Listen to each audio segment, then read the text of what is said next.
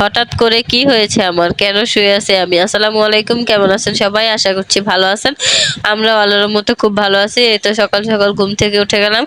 ঘুম থেকে উঠে এবার বিছানা গুছিয়ে চলে যাব মুখ ধোয়ার জন্য। মুখ হাত পা ধুয়ে এরপর হচ্ছে দেখুন কি করছি, এদিক দিয়ে হচ্ছে সকালবেলা নাস্তা বানিয়ে নিব। মানে বসায় দিলাম, হচ্ছে মুখ ধুইতেছি, আর হচ্ছে আপনার আলু আর ডিম সেদ্ধ বসিয়ে দিলাম, আর হচ্ছে আদা পরের থেকে একটু বেশি চাল দিয়ে দিলাম। এরপর হচ্ছে আপনার ভর্তা বানিয়ে নিলাম। সকাল সকাল গরম গরম ভাত, আর হচ্ছে আলুর ভর্তা, ডিমের ভর্তা, ডালের ভর্তা। গতকালকে যে ডাল রান্না করছিলাম ওই ডাল বেঁচে গেছিল, এগুলাকে হচ্ছে আপনার শুকায় ভর্তা বানিয়ে নিলাম। এরপর হচ্ছে দুইজন মিলে সকালে নাস্তা খেয়ে নিলাম। আসলে এটা হচ্ছে বাঙালিদের খুবই পছন্দের একটি নাস্তা।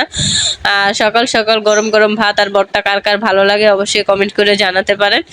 আর আমাদের তো খুব বেশি ভালো লাগে। আপনাদের ভাইয়া প্রায় সময় হোটেলে গিয়ে সে আলুর ভর্তা আর ডাল দিয়ে গরম গরম ভাত খেয়ে আসে। এরপর হচ্ছে আমার আর কোনো কাজ নেই, মানে আমি বসে আছি। সে বলছে মানে বাজার নিয়ে আসবে, আর আসে নাই। আর তখন থেকে হচ্ছে আমার শরীরটা খারাপ ছিল, যার কারণে আমি হচ্ছে বসেছিলাম। এরপর আপনাদের ভাইয়া আসছে, আর এসে যখন দেখছে আমার শরীর খারাপ, এই জন্য সে বলছে তুমি গোসল করে আসো, আমি রান্না করি।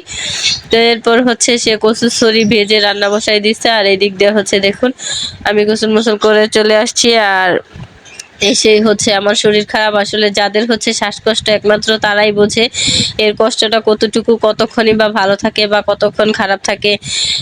যখন তখন শরীর অসুস্থ হয়ে যায়, অনেক বেশি হয়রানি হয়। মানে যার এই রোগটা আছে একমাত্র সেই বোঝে। আর দ্বিতীয় কথা হচ্ছে আপনার একটা মানুষ বাঁচে কি দিয়ে? শুধুমাত্র শ্বাসকষ্ট, নিঃশ্বাস দিয়ে। আর যাদের শ্বাসকষ্ট তারা এই নিঃশ্বাসটা নিয়েই হচ্ছে তাদের প্রবলেম হয় বা তাদের কষ্ট হয় এই শ্বাসটা নিয়েই। তো সবাই আমার জন্য দোয়া করবেন, আল্লাহ যেন খুব তাড়াতাড়ি আমাকে সুস্থতা দান করে। তো এরপর হচ্ছে আপনাদের ভাইয়া দেখুন তরকারিটা রান্না করে নিচ্ছে, খুব সুন্দর করে তরকারি রান্না করছে, আলহামদুলিল্লাহ খুব ভালো হয়েছে। এরপর হচ্ছে দুজনে মিলে দুপুরের খাওয়া দাওয়া করি। আপনাদের ভাইয়াকে জিজ্ঞেস করছি কেমন হয়েছে, সে বলে ভালো হয় নাই, খারাপ হয়েছে, মানে এটা সেটা বলতেছে, কিন্তু আলহামদুলিল্লাহ খুব ভালো হয়েছে। আর আমি অনেক বেশি ভাগ্যবান, আমি নিজেকে অনেক বেশি ভাগ্যবান মনে করি, কারণ আমি যখনই অসুস্থ থাকি সে সব সময় আমাকে সাপোর্ট করে। সবাই দোয়া করবেন আমাদের মাঝে যেন সবসময় এরকম থাকে। এরপর হচ্ছে আপনার সন্ধ্যাবেলায় দেখুন হাসানরা আসছিল, আমাদের জন্য খাবার নিয়ে আসছে। তো ওই আসার পর বসেছিল প্রায় আধা ঘন্টা 1 ঘন্টার মতো। এরপর হচ্ছে সে আসতেও তার খুব বেশি ভালো লাগে, আর যাইতেও তার খুব বেশি ভালো লাগে। এরপর হচ্ছে দেখুন যাওয়ার জন্য সে পাগল, সবার আগে আগে বের হয়ে গেছে। আর যাওয়ার সময় আমাকে টাটা দিয়ে বলে যাও মাই, যাও তুমি ঘরে যাও। মামি তো বলতে পারে না, মাই মাই বলে। তো এরপর হচ্ছে আমাদের জন্য বিরিয়ানি নিয়ে এসেছিল, আমার শাশুড়ির হাতে বিরিয়ানি, চিকেন বিরিয়ানি। তো এরপর হচ্ছে আমরা রাতে ওইটা দিয়েই খাবার খাই।